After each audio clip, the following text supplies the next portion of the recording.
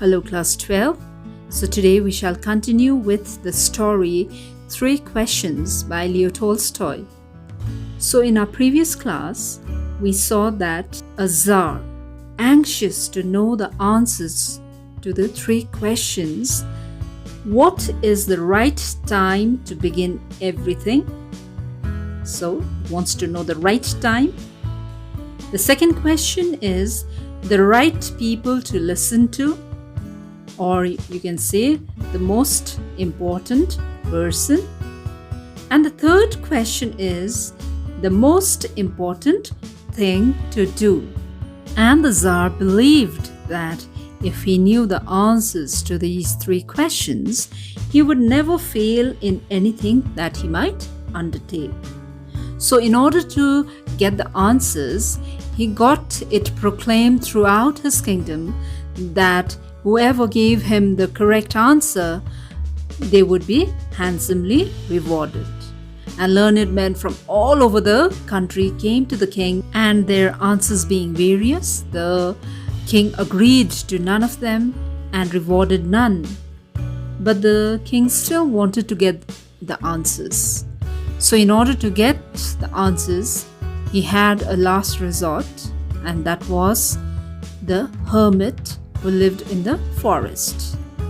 And he disguises himself as a common folk, because we know that the hermit did not receive kings and nobles. He only received the common folk to his hut. So the king disguised himself as a common folk and went to the hermit. I think that is where we had stopped last time. So we shall continue. So when the Tsar approached, the hermit was digging the ground in front of his hut.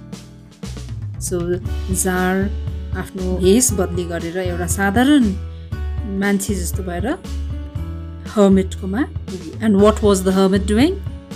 आफ्नो कुटीको अगाडि भएको सानो बगैँचा या बारी जे थियो त्यहाँ त्यो बारी खनिरहेको थियो. He was digging the ground in front of his hut.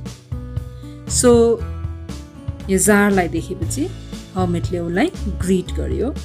But he went on digging. है, गुड मर्निङ या गुड आफ्टरनुन जेसुकै भनेर हेलो भनेर hermitले आफ्नो काम गरि नै रह्यो. The hermit was frail and weak. Frail भनेको लुते, कमजोर देखिन्थ्यो. And each time he stuck his spade into the ground and turned a little earth, he breathed heavily. भन्नुको मतलब एकदमै कमजोर थियो hermit देख्नुमा पनि, र उसले काम गर्दा पनि ऊ स्या भइरहेको थियो. उसको सास एकदम हेभी थियो है, सास बढेको जस्तो हुँदै थियो उसले अलिअलि यो स्पेड चलाउँदा. र जारले hermitलाई भनेछ, I have come to you, wise hermit, to ask you 3 questions.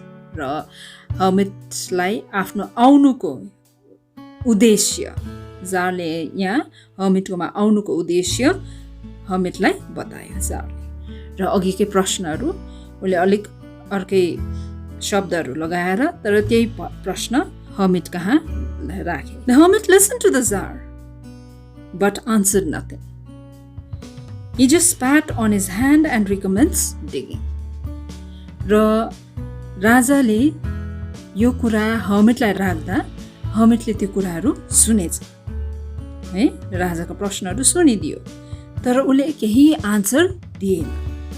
र राजाको प्रश्नहरू सकेपछि उसले आफ्नो हातमा फेरि अलिक थुकेर है फेरि आफ्नो काम रिकमेन्स गर्यो. रिकमेन्स गर्नु भनेको कन्टिन्यू गर्यो. उसले त्यही काम गर्नु सुरु गर्यो. र के गर्दै थियो hermit? He was digging the ground in front of his hut, isn't it? र उसले बारी खन्ने काम जारी नै राख्यो. र यसरी एउटा बुढो कमजोर hermitले बारी खनेको देख्दा राजालाई दया जागेर आयो र he volunteered to help the hermit. hermitलाई यसो सघाइदिनु पर्यो भनेर उहाँले सोचे. र the Tsar said, you are tired, let me take the spade and work a while for you.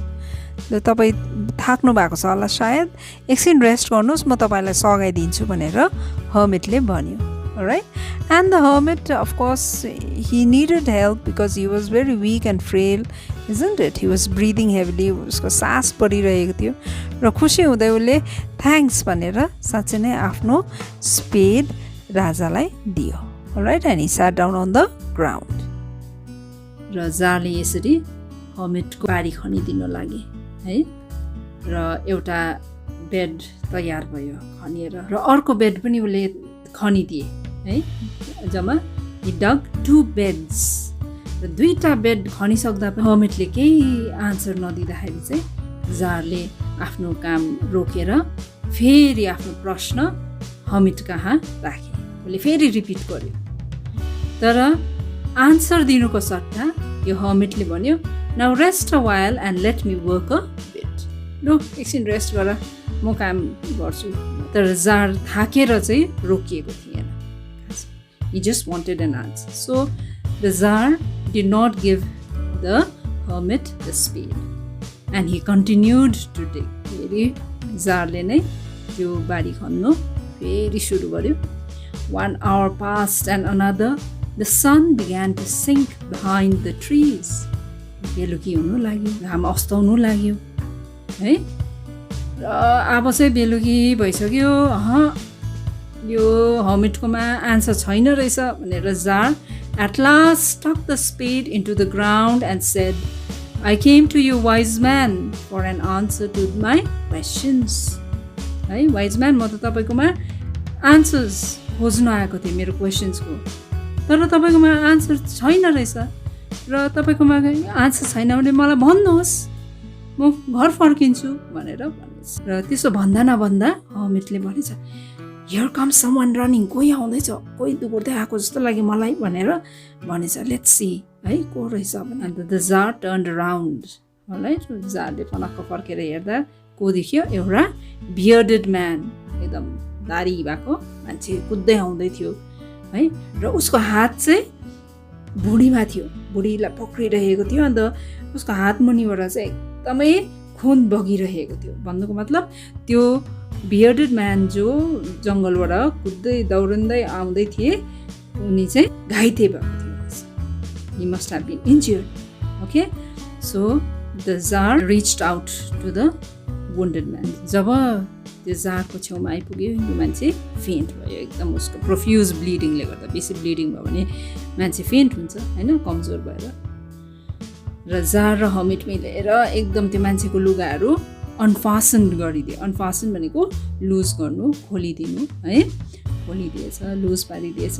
त्यहाँदेखि उसको लागेको चोट जो भुँडीमा चोट लागेको थियो त्यो जारले धुनु थालेछ है. चोटलाई धुइधाइ ड्रेसिङहरू गरेर ब्यान्डेज लगाइदिएछ. अब ब्यान्डेज त त्यहाँतिर पाइँदैन है र आफ्नै ह्याङ्करचिफ युज गरेर उसले ब्यान्डेज गरिदिएछ है. अन्त हर्मिटले पनि आफ्नो टावल दिएको थियो रहेछ त्यो युज गरेर ब्यान्डेजहरू गरेर ड्रेसिङहरू सबै गरिदिए.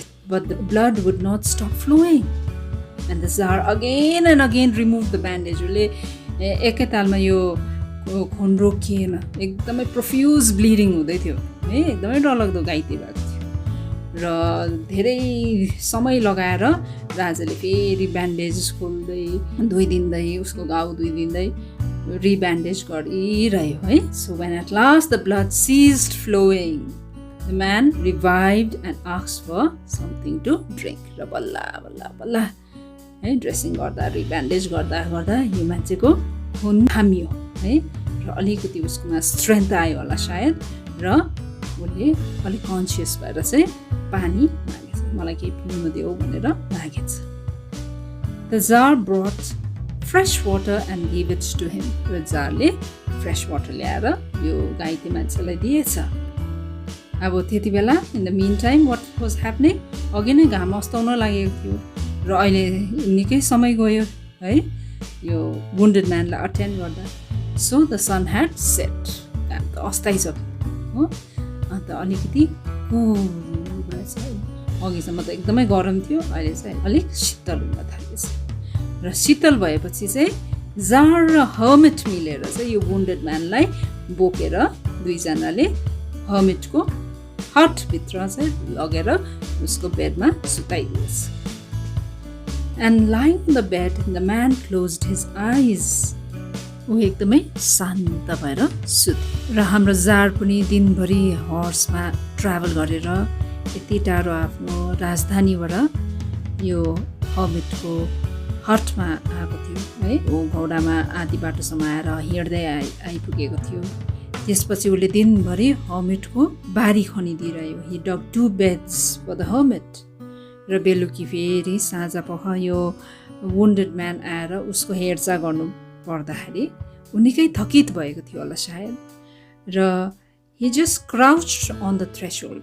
थ्रेसहोल्ड भनेको दैलोको संहार, हामी दैलोको संहार भन्छौँ नि है, थ्रेसहोल्ड भनिन्छ इङ्ग्लिसमा।